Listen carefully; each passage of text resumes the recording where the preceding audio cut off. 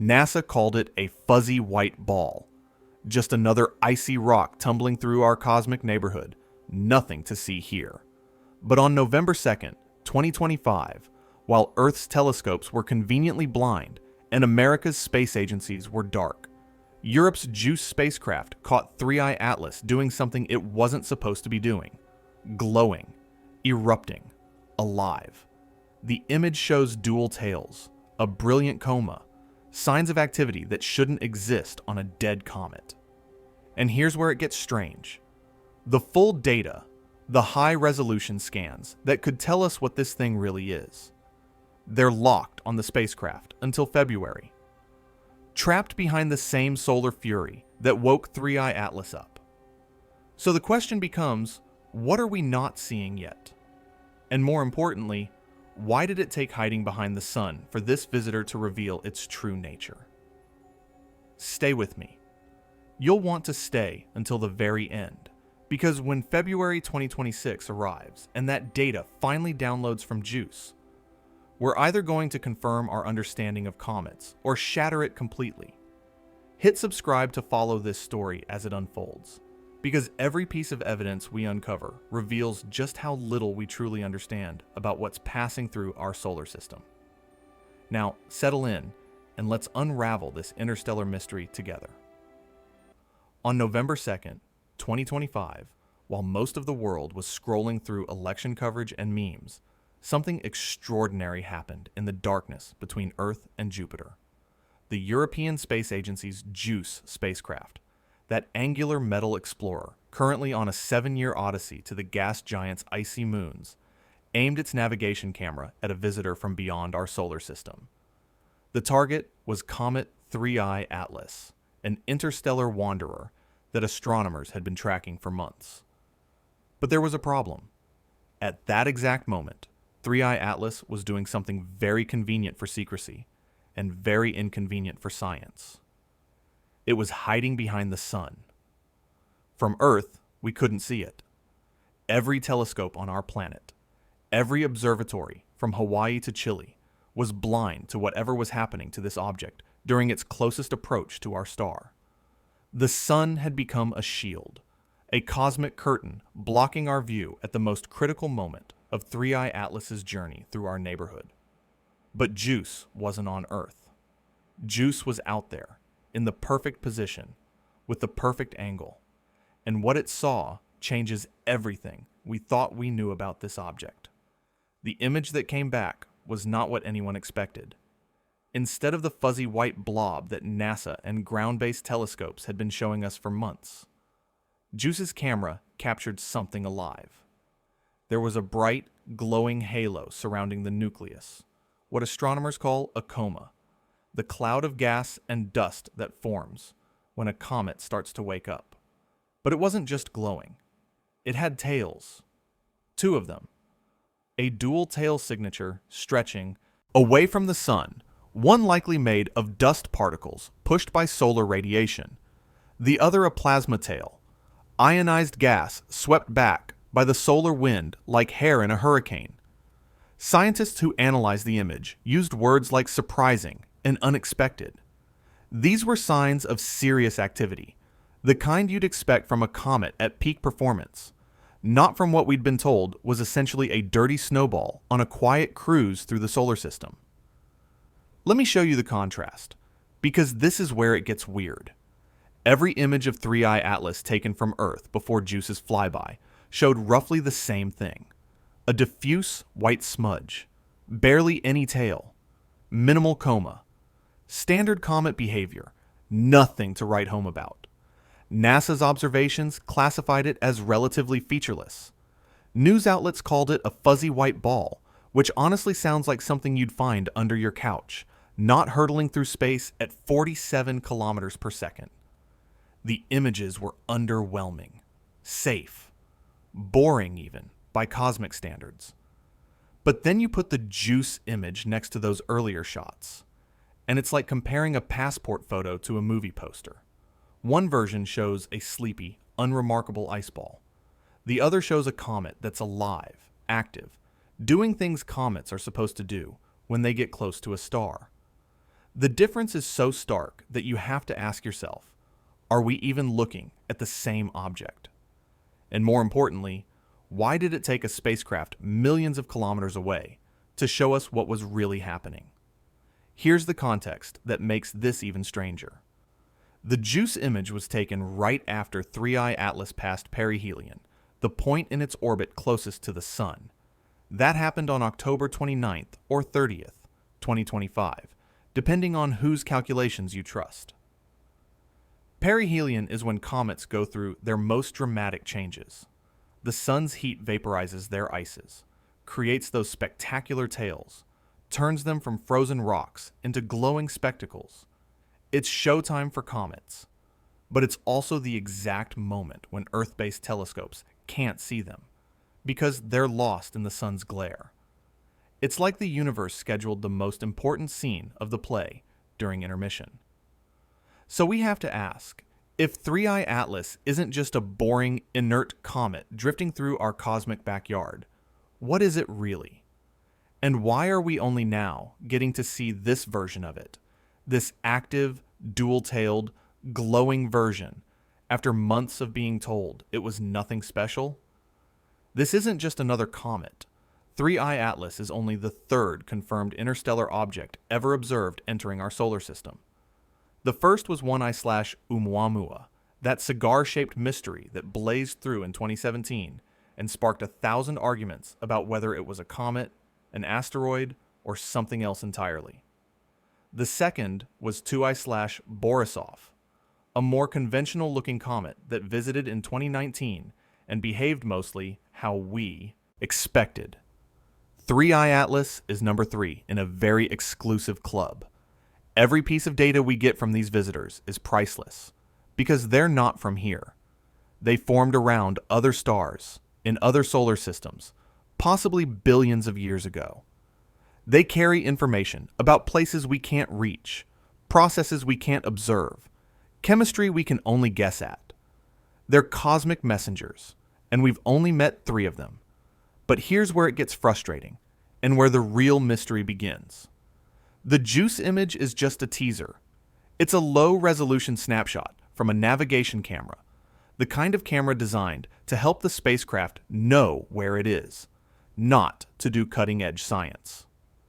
The real instruments on JUICE, the high-resolution cameras, the spectrometers, the particle detectors, all the tools that could tell us what 3I Atlas is actually made of, what its surface looks like, whether those tails are behaving normally or doing something we've never seen before, all of those instruments were active during the flyby. They gathered data, mountains of it, 4K images, spectral scans, measurements of the dust and plasma environment around the comet. All of that information exists.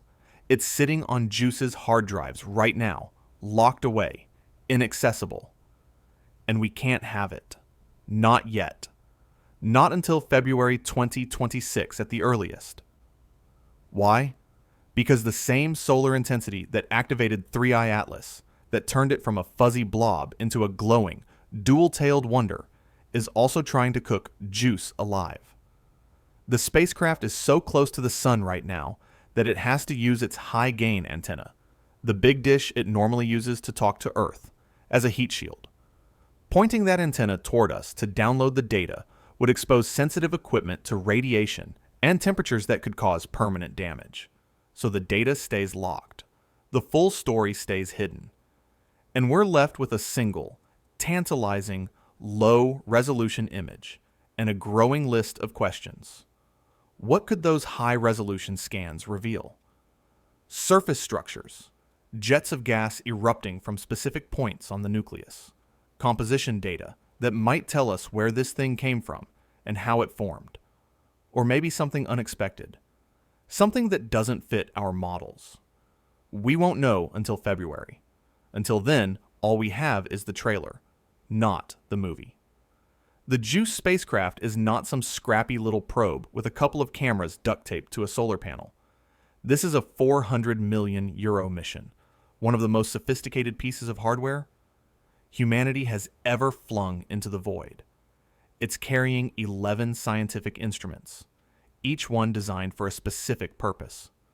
There's Janus, a high-resolution camera system that can image objects in multiple wavelengths. Magus, an imaging spectrometer that can identify minerals and ices by analyzing reflected light. The ultraviolet spectrograph, particle detectors, magnetometers, ice-penetrating radar. This thing is a flying laboratory built to study Jupiter's moons in exquisite detail when it arrives in 2031. But right now, in late 2025, JUICE is nowhere near Jupiter. It's completing a series of gravity assist maneuvers, using Earth and Venus to slingshot itself toward the outer solar system. And during one of those maneuvers, mission planners realized they had an opportunity. 3I Atlas, that interstellar visitor everyone was talking about, was going to pass relatively close to JUICE's trajectory, close enough that the spacecraft could swing its instruments around and take a look. So they did. They programmed JUICE to observe 3I Atlas during its perihelion passage when Earth-based telescopes would be blind. It was a bonus science opportunity, a freebie, the kind of thing that makes mission scientists giddy. All of those instruments I just mentioned, they were active during the flyby. They gathered data. Janus captured high-resolution images of the comet's nucleus and coma. Magus scanned the spectrum of light reflecting off the dust and gas, measuring the chemical fingerprints of whatever's evaporating from the surface. The particle detectors measured the density and composition of the coma, how it interacts with the solar wind. The ultraviolet spectrograph looked for emissions from specific molecules, things like water vapor, carbon monoxide, carbon dioxide. Every instrument did its job. The data exists. But here's the problem. JUICE is currently in one of the most thermally extreme parts of its journey. It's close enough to the sun that the spacecraft is being hammered by intense solar radiation. We're talking temperatures that can fry electronics, warp structural components, degrade sensors. To survive, JUICE has to protect itself. And the way it does that is by using its high-gain antenna. That big parabolic dish it uses to communicate with Earth as a heat shield. The antenna is positioned between the sun and the spacecraft's sensitive instruments, blocking the worst of the radiation. This is a known strategy in deep space missions. When you're too close to the sun and you don't have a dedicated heat shield, you improvise. You use whatever large, thermally stable surface you have. For JUICE, that's the antenna. But there's a catch. If the antenna is pointing at the sun to act as a shield, it's not pointing at Earth. And if it's not pointing at Earth, JUICE can't transmit data. Or rather, it can only transmit very small amounts of data using its low-gain antenna, which has a much weaker signal. That's how we got the navigation camera image. It's low resolution, heavily compressed, a tiny file that could be squeezed through the low-gain antenna without risking the spacecraft. The full dataset from the science instruments, though, that's massive. 4K images are not small files. Spectral data, particle measurements, all of that adds up to gigabytes of information. To transmit that much data, JUICE needs to use its high-gain antenna. And to do that safely, it needs to wait until it's far enough from the sun that pointing the antenna away from the solar direction won't cause damage. According to the European Space Agency, that won't happen until around February 2026. So, we wait.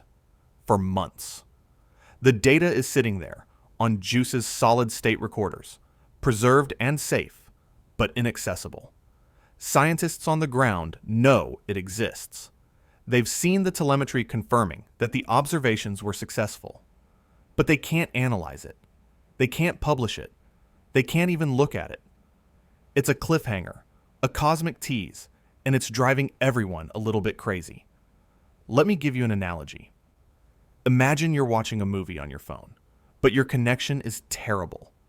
You get the first 30 seconds in blurry, pixelated standard definition.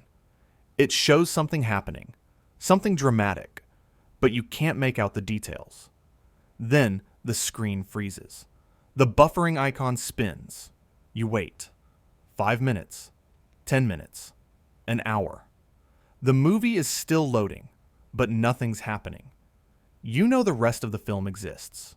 It's on the server somewhere, but you can't watch it until your connection improves. That's where we are with 3i Atlas.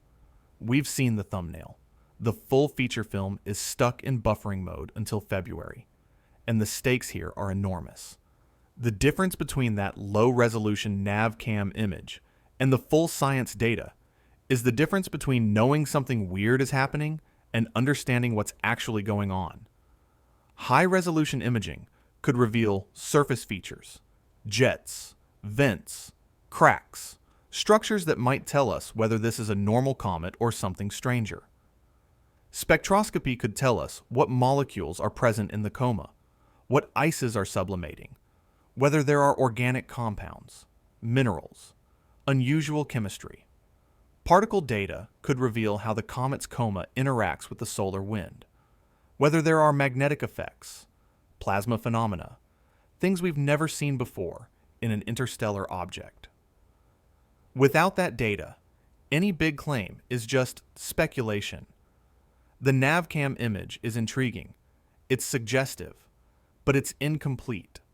It's like finding a footprint in the snow and trying to reconstruct the entire animal from that one print. You can make guesses, but you don't really know until you see more.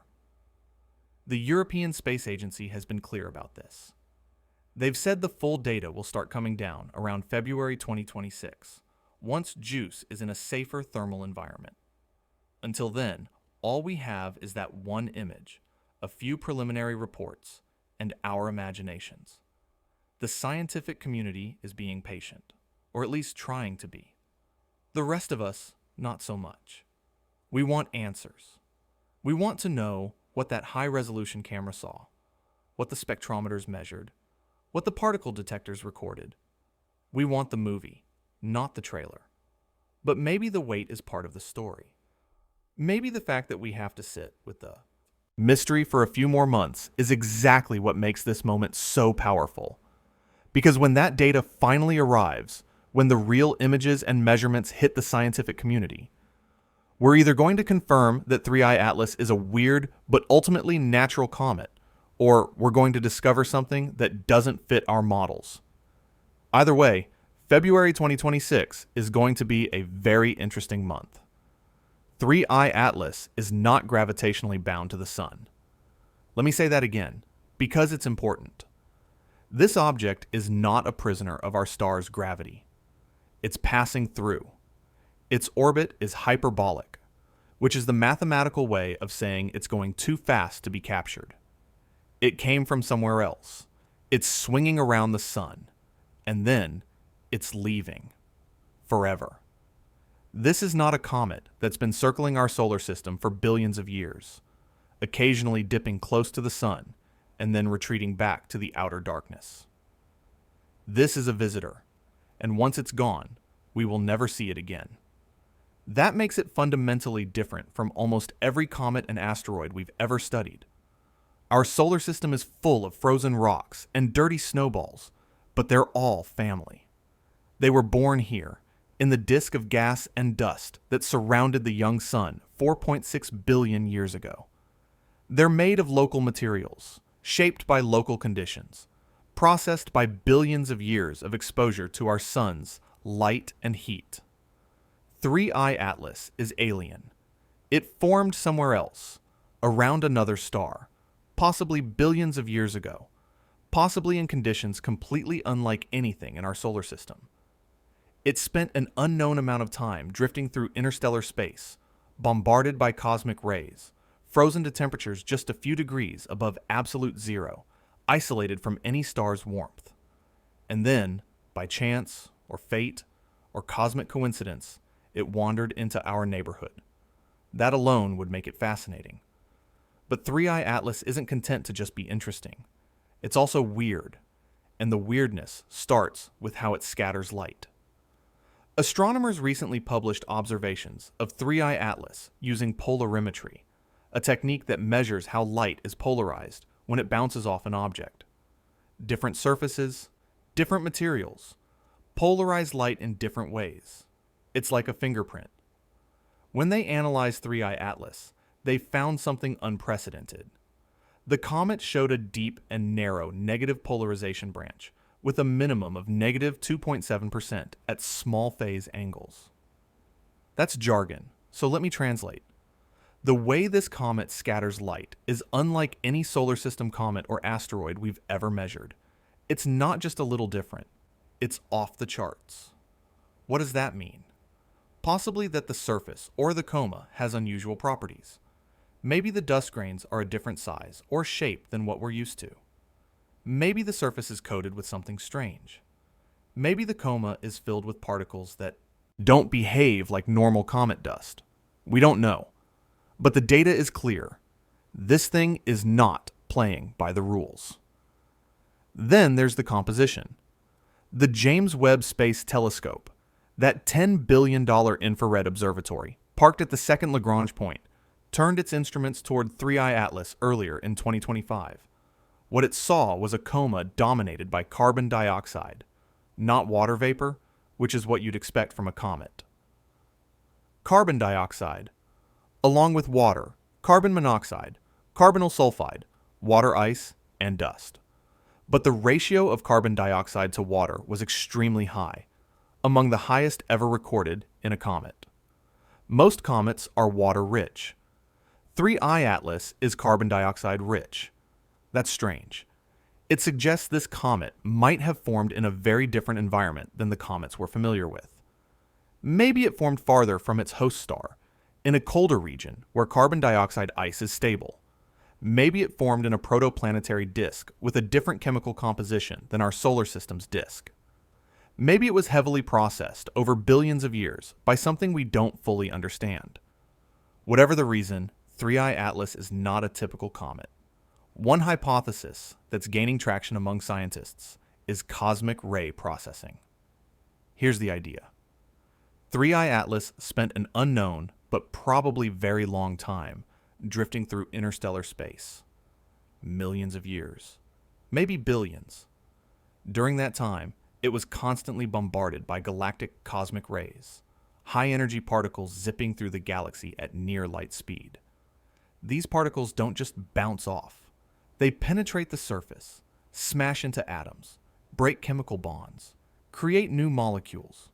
Over time, this bombardment can chemically alter the outer layers of a comet, converting carbon monoxide to carbon dioxide, creating complex organic compounds, building up a crust that's very different from the pristine ices buried deeper inside. If that's what happened to 3I Atlas, then what we're seeing when it outgasses near the sun is not the original primordial material it was made from. We're seeing the weathered skin, the radiation-damaged outer layer. The real composition, the stuff that could tell us about the conditions in its home star system, is still locked inside, beneath that altered crust. That complicates things, because it means we can't just measure the coma and assume we know what the comet is made of. We'd need to dig deeper, literally or figuratively. But there's another layer of strangeness. Some ground-based observations, conducted by European telescopes earlier this year, described 3I Atlas as exhibiting behavior that looks like cryovolcanism. Ice volcanoes. Not the gentle, passive sublimation you'd expect from a comet warming up in the sun's heat, but violent jets of gas and dust erupting from beneath the surface. Imagine geysers on Earth, but instead of water, it's frozen carbon dioxide and exotic ices, and instead of being driven by geothermal heat, it's driven by the sun's radiation, vaporizing subsurface deposits. These jets can be powerful, directional, almost explosive. If 3I Atlas really is exhibiting cryovolcanism, that would put it in the same category as some of the solar system's most exotic icy bodies. Enceladus, one of Saturn's moons, shoots plumes of water vapor and ice particles into space from cracks in its frozen crust. Triton, Neptune's largest moon, has geysers of nitrogen gas. Some trans-Neptunian objects, those distant frozen worlds beyond Pluto's orbit, are thought to have similar processes. These are bodies with internal heat, subsurface oceans, or volatile rich layers that can suddenly release pressure in dramatic ways. But here's the catch. We don't have high-resolution images of 3I Atlas's surface. We don't have proof of jets. We can see increased activity. We can measure the gases in the coma. But we can't definitively say there are localized vents erupting from specific points on the nucleus. That remains a hypothesis. A plausible one, supported by the data we have, but still unproven. We need those juice images. We need to see the surface, map the jets if they exist, measure their directionality and composition. Until then, we're guessing. Let me give you an analogy. Imagine a cosmic deep freezer, the size of a mountain, drifting through the darkness between stars for billions of years. It's so cold that even the most volatile gases are frozen solid. Carbon dioxide, carbon monoxide, nitrogen, methane, all locked in ice. Then, suddenly, this frozen mountain gets close to a star. The star's heat starts penetrating the surface. The ices begin to vaporize. Pressure builds beneath the crust. And then, bang, the crust fractures, and jets of gas and dust explode outward. That's one possible story for 3I Atlas. An ancient, frozen relic from another star system, suddenly awakened by the sun's warmth, releasing materials that have been locked away for longer than our species has existed. But that's not the only story. There are wilder interpretations, more controversial ideas, hypotheses that push the boundaries of what we consider plausible. We'll get to those soon. For now, just sit with this. 3I Atlas is weird. It scatters light in ways we've never seen. It's rich in carbon dioxide when it should be rich in water. It might be shooting jets from beneath its surface. It's covered in a crust altered by billions of years of cosmic ray exposure. And we're about to get the most detailed look at it anyone has ever had. The question is, what will we find? For months, the official scientific narrative around 3I Atlas was calm, measured, and frankly, a little boring. According to NASA and the broader Comet science community, this was a natural object, an icy body, probably several kilometers across, ejected from another star system by gravitational interactions, now passing through our solar system on a hyperbolic trajectory. Interesting, sure, but not revolutionary. Just another comet, albeit one with an exotic origin story. The early images supported this view. Ground-based telescopes showed a diffuse, featureless blob. No dramatic tail, no spectacular coma, just a fuzzy white ball drifting through space. Nothing to see here, folks. Move along. This narrative made sense. We've observed thousands of comets. We know how they behave. When they get close to the sun, their ices sublimate, creating a coma and tail. When they're far from the sun, they're inert, frozen, dormant. 3I Atlas was behaving more or less as expected, given its distance and trajectory.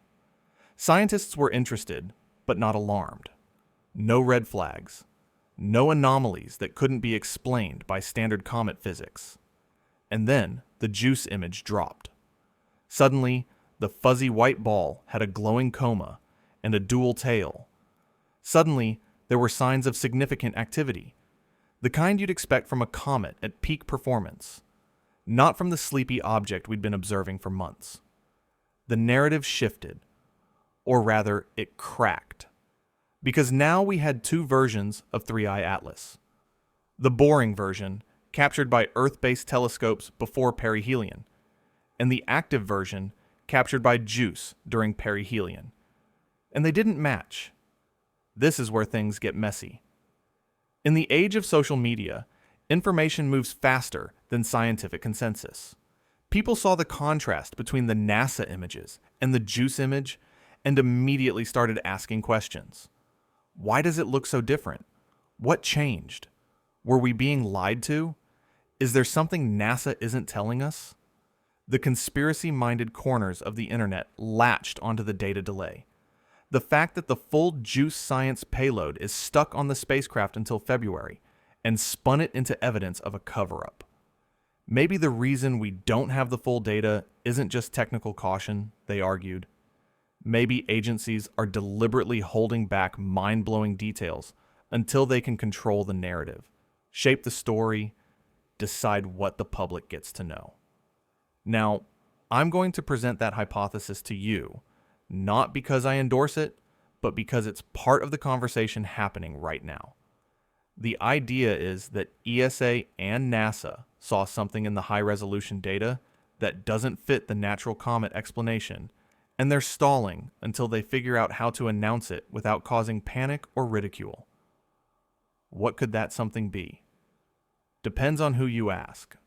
Unusual surface geometry, structured features that look artificial, non-random patterns in the jets, evidence of materials or behaviors that don't match any known natural process. The wildest voices are suggesting this could be a relic spacecraft, a probe from another civilization, something engineered.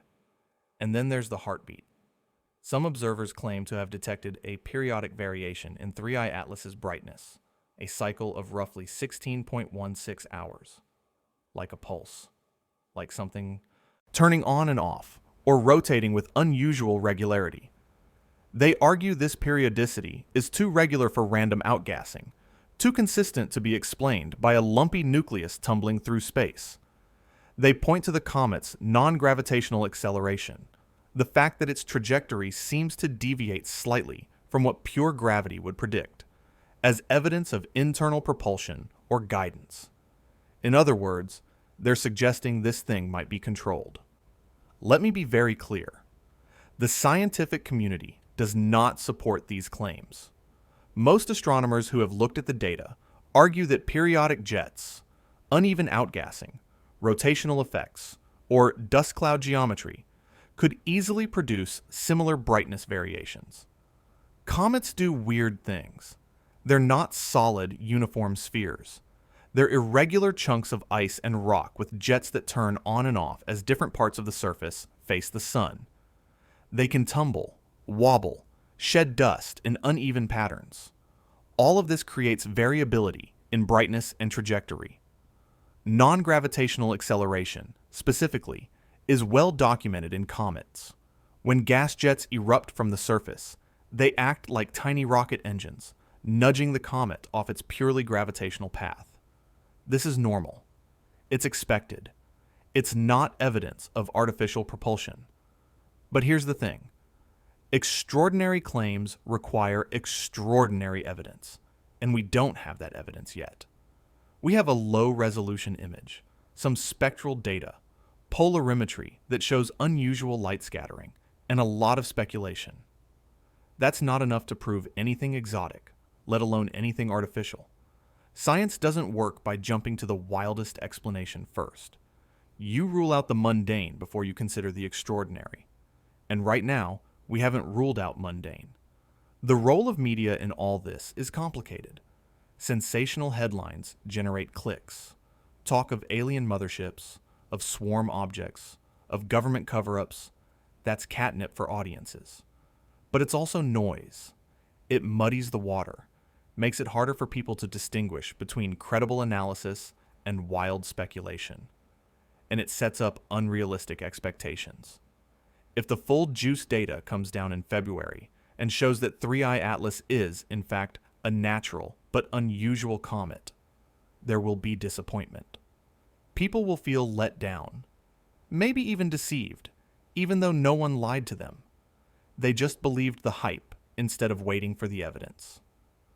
So where does that leave us? With questions mostly.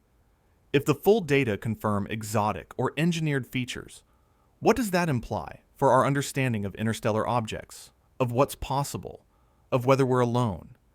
And if the data show nothing unusual, does the hype hurt real science by eroding trust, by making people cynical about future discoveries?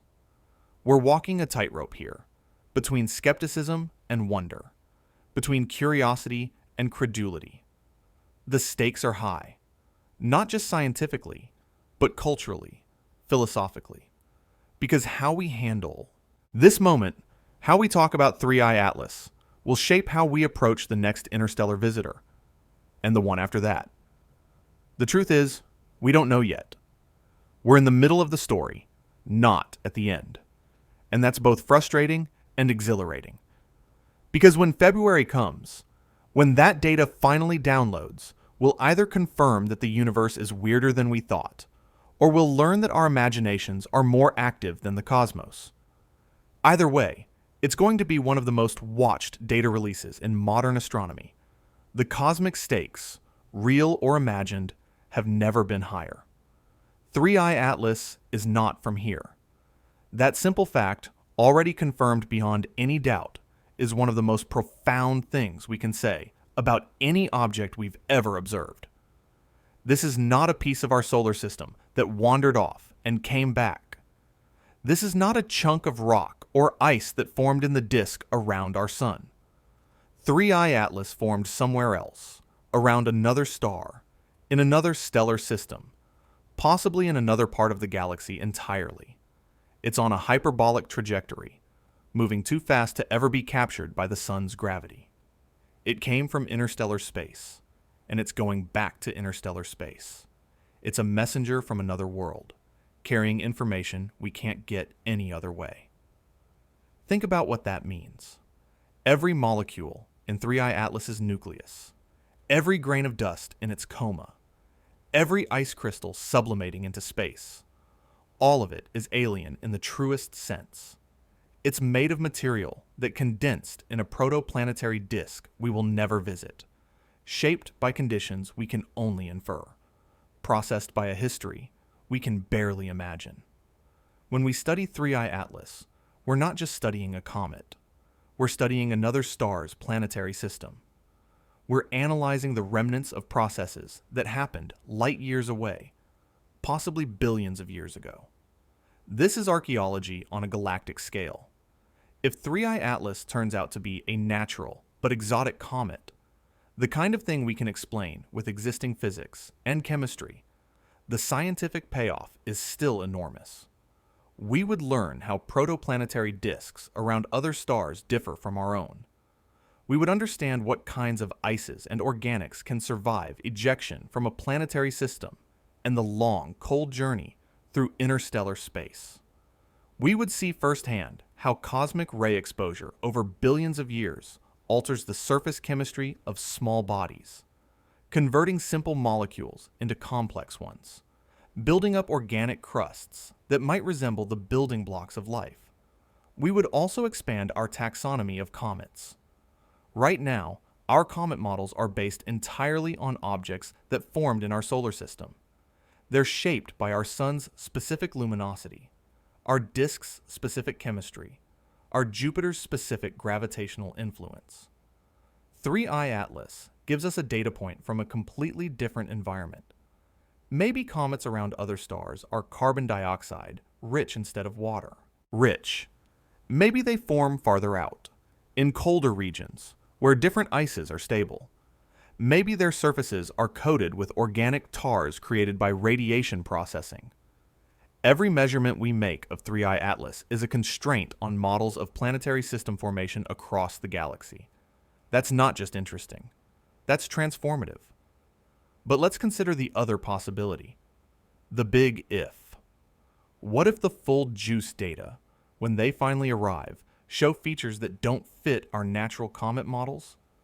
What if there are structures on the surface that look organized, symmetrical, artificial?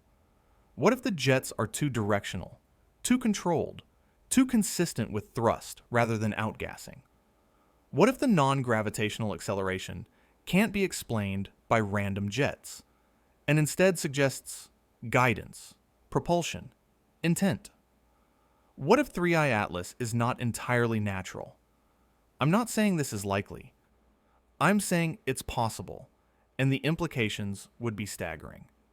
If 3i Atlas turned out to have any technological component, even something as simple as a defunct probe or a piece of debris from another civilization's space exploration efforts, it would be the first confirmed evidence of extraterrestrial technology.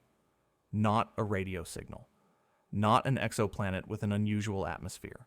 a physical object right here in our solar system that we can observe, study, maybe even chase, the implications would ripple outward. First, it would force us to re-examine our classification systems. What is a comet? What is an asteroid? What is a natural body? If the galaxy contains technological artifacts, drifting between stars, old probes, discarded stages of interstellar missions, wreckage from long-dead civilizations, then our neat categories break down. We'd need new definitions, new frameworks for understanding what we're looking at when we observe small bodies passing through the solar system. Second, it would change our perception of the galaxy. Right now, we assume that most of the stuff floating around out there is natural. Rocks, ice, dust, the debris of planetary formation and stellar evolution. But if technological objects are also part of the mix, then interstellar space might be littered with artifacts. Not everywhere, maybe not even commonly, but enough that over billions of years, over countless star systems, some of them end up drifting through our neighborhood. The galaxy might be full of relics, silent witnesses to civilizations that rose and fell long before our species existed. Third, it would raise profound philosophical questions. What does it mean to find something engineered from another star? Not just for science, but for humanity's sense of place in the universe. Are we alone? Clearly not. If there are artifacts out there. Were we first? Clearly not. If those artifacts are billions of years old. What happened to the civilization that made them? Are they still around? Did they die out? Did they move on, leave their old junk behind? Like, we leave satellites in orbit? And if we find one artifact, how many others are out there that we've missed, mistaken for natural objects, ignored? I want to be very clear about something. These are speculations. They're thought experiments. They're what-ifs, not what is. Science does not jump to exotic conclusions without exhaustive analysis. Any claim of artificiality would need to pass through multiple layers of scrutiny. Peer review, independent verification, exhaustive attempts to explain the observations with natural processes. Only after all natural explanations have been ruled out could we even begin to seriously consider technological origin. And we're nowhere near that point with 3i Atlas. We don't even have the full data yet. But the fact that we're having this conversation at all tells you something about where we are as a species. We're at a point in history where the discovery of extraterrestrial technology is no longer pure science fiction. It's a legitimate, if remote, possibility. Our instruments are good enough, our understanding deep enough, that we could recognize something artificial if we saw it. And that means every new interstellar object is a potential revelation, a potential paradigm shift. 3i Atlas might not be that shift. But one day, maybe soon, maybe decades from now, one of these visitors will be. The reveal window is coming. February 2026, when the full juice data start flowing down. That's when we'll know. Maybe we'll see a weird, but ultimately natural comet, and we'll learn something new about cosmic chemistry. Maybe we'll see something that defies easy explanation, and we'll have to dig deeper. Run more models, gather more data. Or maybe, just maybe, we'll see something that changes everything. When that data hits, will it shatter our understanding of comets, or will it shatter our understanding of ourselves? Either way, the answer is coming. 3i Atlas isn't happening in a vacuum, and I don't just mean literally, though that's also true. The late 2025 astronomy landscape is crowded with discoveries that are rewriting our understanding of how solar systems form, evolve, die, and sometimes refuse to die. While we've been obsessing over an interstellar comet, the rest of the universe has been busy reminding us that reality is stranger and more durable than we give it credit for. Take, for example, the recent discovery of an ultramassive white dwarf caught in the act of devouring planetary remnants billions of years after its host star died. White dwarfs are the corpses of stars like our Sun, Earth-sized embers that remain after the outer layers have been shed. For a long time, we thought the story ended there. Star dies, planets either get incinerated or flung into the void, and that's it. Game over. But observations this year showed a white dwarf surrounded by a disk of metal, rich dust, and debris, the shredded remains of what used to be a planet or asteroid. The dwarf's gravity is slowly pulling this material inward, accreting it onto its surface, a process that should have ended billions of years ago, but clearly hasn't. What does this have to do with 3I Atlas? Everything. It shows that planetary systems don't just form and then freeze in place. They evolve, they decay. They get rearranged by gravitational interactions, stellar death, passing stars, galactic tides, and they can persist far longer than we ever imagined. A comet like 3I Atlas, ejected from its home system billions of years ago, might have left behind a planetary system that's still evolving, still changing, possibly still harboring life or the remnants of life. Or it might have come from a system that died long ago, and the comet is all that's left, a lone survivor drifting through the galaxy. This matters because it changes the timescale we think about. We tend to think of planetary systems as either young or old, either forming or stable. But the universe doesn't work that way. Systems are dynamic over billions of years. Comets get ejected. Planets migrate.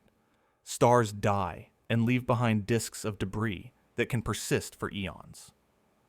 3I Atlas is part of that story. It's not just a snapshot of one moment in one system. It's a record of deep time, of processes that play out over timescales, longer than species, longer than continents, longer than anything we experience as humans. And 3I Atlas isn't the only story. 2025 has been a banner year for small body discoveries. New comets, new asteroids, new trans-Neptunian objects, each one adding a data point to our growing catalog of what's out there. Ground-based telescope networks are getting better at detecting faint, fast-moving objects. Space-based observatories are pushing into wavelengths that reveal details we couldn't see before. Machine learning algorithms are sifting through terabytes of image data, flagging candidates for follow-up. The cosmic zoo, the sheer variety of small bodies wandering through the solar system and beyond, is turning out to be far richer than we once thought. What's becoming clear is that interstellar objects like 3I Atlas might not be rare anomalies. They might be common. Not common enough that we trip over them every day, but common enough that with the right instruments and the right observing strategies, we could detect several per year. If that's true, then 3I Atlas is just the beginning. It's the third confirmed interstellar visitor, but it might be the first of many. And each one will teach us something new about the galaxy, about planetary formation in other systems, about the diversity of materials and processes out there. The tools we're using to study these objects are improving at an exponential rate. Spectrographs that can analyze the light from a comet's coma and identify specific molecules, even isotopic ratios, giving us clues about where and when the comet formed.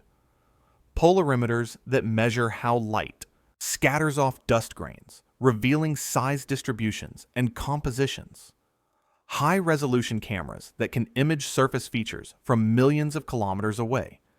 And increasingly, machine learning systems that can process this data faster than humans ever could, finding patterns, flagging anomalies, suggesting hypotheses. 3I Atlas sits at the intersection of all these advances. It's a test case for what we can learn when we throw our best instruments at an interstellar object. And what we're learning is that these things are weird, diverse, full of surprises. Each one is a time capsule from another part of the galaxy, a snapshot of conditions and processes we can't observe directly. They're like messages in bottles, thrown into the cosmic ocean by the random violence of planetary system formation, drifting for millions or billions of years, and occasionally washing up on our shore. Here's an analogy. Imagine you're an archaeologist, and someone tells you they found a pottery shard from an ancient civilization. That's interesting. That one shard can tell you something about the people who made it, their technology, their art. But then more shards start showing up. Different shapes, different styles, different ages. Suddenly, you're not just looking at one artifact. You're looking at an archive, a record of an entire culture's evolution. That's where we are with interstellar objects. 3i Atlas is one shard. But if we keep looking, if we keep building better instruments, we're going to find more. And together, they'll paint a picture of the galaxy that we can't get any other way.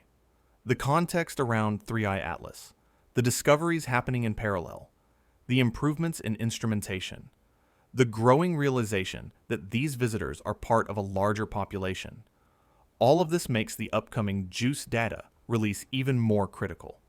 Because every detail we learn about 3i Atlas feeds into a rapidly evolving paradigm. We're not just studying one comet. We're studying the galaxy through the lens of what that comet tells us. And the more we learn, the blurrier the line between familiar and alien becomes. Maybe the universe is full of objects that don't fit our neat categories. Maybe natural and artificial aren't the only options. Maybe there's a whole spectrum of phenomena we haven't even imagined yet. We're living through a quiet revolution in space exploration, and it's not just about bigger telescopes or faster rockets. It's about how we design missions, how quickly we can respond to discoveries, and how we process the tsunami of data coming back from space. 2025 and 2026 are not just about what we're finding. They're about how we're finding it, and the tools we're using now would have seemed like science fiction a decade ago. Consider the spacecraft design process. Traditionally, building a deep space probe takes years, sometimes decades. You design it, test it, redesign it, test it again, deal with budget overruns and delays, and by the time it launches, the science it was designed to do might be partially obsolete. But a new generation of small, rapidly built spacecraft is changing that calculus. These are probes that can be designed, assembled, and launched in months, not years. They're lighter, cheaper, and increasingly autonomous. And they're being developed with the help of artificial intelligence, machine learning systems that optimize everything from structural design to mission trajectories. Imagine if we had that capability when 3i Atlas was first discovered. Instead of watching it from afar with telescopes, we could have launched an intercept mission. A small probe, maybe the size of a washing machine, equipped with a camera, a spectrometer, and a dust collector. It would chase 3i Atlas, match its velocity, fly alongside it, maybe even land on it, or graze through its coma to collect samples. We'd have high-resolution images of the surface, not in February 2026, but right now. We'd have direct measurements of the composition, the structure, the outgassing rate. We'd know whether those jets are coming from specific vents or from general sublimation. We'd have answers, not speculation. That capability is coming. In fact, it's almost here. There are already proposals for rapid response interstellar object intercept missions. The idea is to have a fleet of small pre-built probes sitting in storage, ready to launch on short notice whenever a new interstellar visitor is detected. The probes would be simple, focused on a few key measurements, but they'd be fast. Launch within weeks of discovery, intercept within months, gather data, and transmit it back before the object leaves the solar system. This would transform interstellar object science from passive observation to active exploration. Artificial intelligence plays a huge role in making this possible. Autonomous navigation systems that can adjust the probe's trajectory in real time without waiting for commands from Earth. Onboard data triage, where the probe decides which images and measurements are most important and prioritizes their transmission. Instrument targeting, where the probe analyzes what it's seeing and dynamically adjusts its cameras and sensors to capture the most scientifically valuable data. All of this happens faster than a human could react, and it doesn't require constant communication with ground control. But AI isn't just changing how we fly spacecraft, it's changing how we analyze data. The amount of information coming back from telescopes and space missions is overwhelming. Terabytes per day, sometimes more. No human can sift through that much data manually. So we train machine learning algorithms to do it for us. These algorithms can identify comets, asteroids, transient events, anything unusual, and flag them for human review. They can process spectra, extract molecular signatures, compare them to databases of known compounds. They can even generate hypotheses, suggesting possible explanations for anomalies based on patterns in the data. 3i Atlas is a perfect example of where this technology could make a difference. Right now, we're waiting for the JUICE data to be transmitted and then manually analyzed by scientists. But imagine if an AI onboard JUICE had already done a preliminary analysis. Imagine if it had identified the most unusual features in the images, flagged specific wavelengths in the spectral data, and transmitted a summary along with the raw data. Scientists on the ground would have a head start. They'd know what to look for, which datasets to prioritize, which hypotheses to test first. The time from data acquisition to scientific publication could be cut from months to weeks. Looking forward, the combination of rapid response spacecraft and AI-driven analysis could lead to scenarios that sound like science fiction, but are technically feasible right now. A network of small probes, distributed throughout the solar system, constantly watching for new interstellar objects.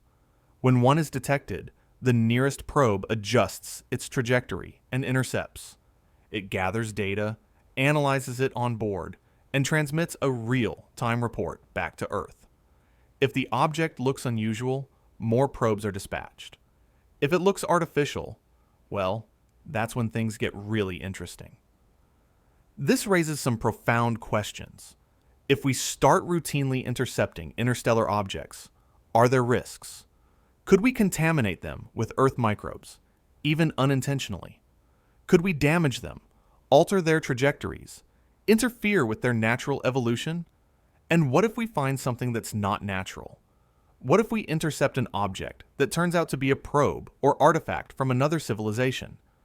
Do we have protocols for that? Do we know how to handle it safely, scientifically, ethically? These aren't just hypothetical concerns. They're questions we need to answer now, before the technology outpaces our ability to think through the consequences. Because the next decade is going to bring capabilities that were science fiction a generation ago. We're moving from passive observers of the cosmos to active explorers. We're not just looking at the universe anymore. We're reaching out, touching it, bringing pieces of it back to study in our labs. 3i Atlas is a test case. It's showing us what we can learn with existing tools, but it's also showing us the limits of those tools. The data delay, the reliance on a single spacecraft that happened to be in the right place at the right time, the lack of high-resolution surface imaging until February, all of this highlights what we're missing. But it also points the way forward.